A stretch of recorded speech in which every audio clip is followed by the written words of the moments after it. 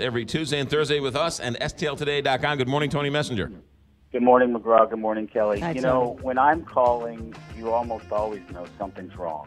Something is always true. when you're on the show, women and children take cover because something bad is about to happen. Something is wrong. Do you want to weigh in on the controversy of the St. Louis City Police giving out candy to the young kids? You know, I watched this unfold on Twitter, and it struck me as, you know, there's really a couple of things here. Some people want to make this about Tashara versus the mayor, and if that were the case, then I think they would still be doing the candy. I saw a lot of reaction from African American men and women who saw that and said, "Wait a minute." There were really two problems with it. Young black kids have a diabetes and obesity problem that the community is well aware of and is trying to deal with in a serious fashion. And this just spoke to sort of a tone deafness about a real health concern in the black community in St. Louis and other cities. And the other thing that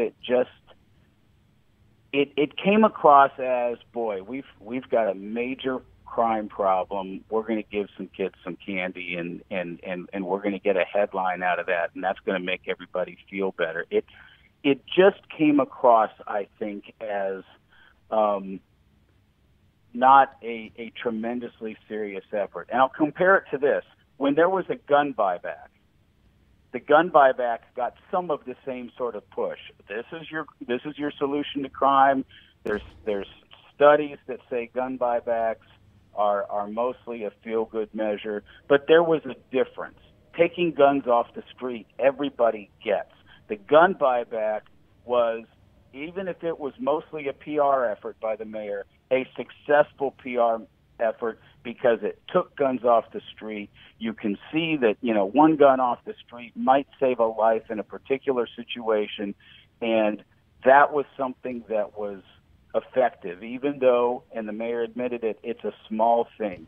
The candy thing just seemed like it was, you know, concocted to try to get a headline one day, and it backfired horribly, and I think it was probably a good thing that they backed off of it. So the gun buyback, I agree with you. It might make people feel good, but bringing in a broken gun for money so then they can go out and buy a working gun not only doesn't help but hurts the problems.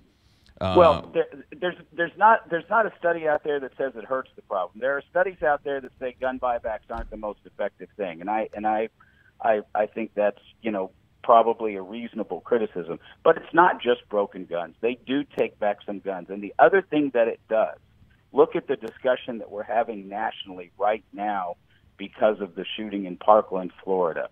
A gun buyback puts the focus on a real problem in our community. We have a real problem with guns in our community and in our nation. And the gun buyback isn't the solution that, say, an assault weapons ban would be, or a bump stock ban would be, or a high-capacity ammunition clip ban would be, but it brings some focus for a few days on the city's gun problem, and I think that's more of a good thing than a bad thing. It's not going to solve the crime problem, but it gets people talking about guns as a major part of our community's violence problem, and I think that's a good thing. So let's talk on this gun thing for just a moment, Tony. I know everyone's got an opinion, and I don't want to weigh into too much of this because all the arguments are sort of out there. But I said this on the show. The NRA is the most powerful lobbying group in America because they're the most powerful lobbying group in America.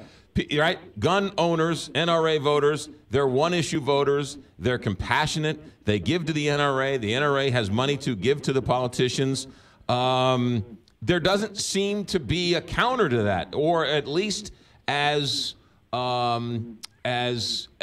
much energy as the NRA has, and that's why. Actually, I think there is a growing counter to that. I don't know if you follow Shannon Watts on Twitter or not. Shannon Watts is the founder of Moms Demand Action, the growing anti-gun, pro-gun control group. And over the last several days, there have been a number of gatherings at state capitals and rallies, and the crowds are growing, and it's high school kids, it's moms, it's reasonable people who are gun owners who realize that people shouldn't have AR-15s at home. I believe that counter is growing. And the interesting thing that I see in Parkland that is so different, you know, so many of us thought, oh my gosh, after Newtown, after Sandy Hook, 20 kids slaughtered, surely we're going to do something when people are walking into schools and killing babies, and we did nothing. And this is different because these high school kids who saw this happen in front of them now have a voice, and they're going to be very, very difficult for the NRA or anybody else to counter, because these are young people who are fired up, who are soon to be voters. Some of them may already be voters.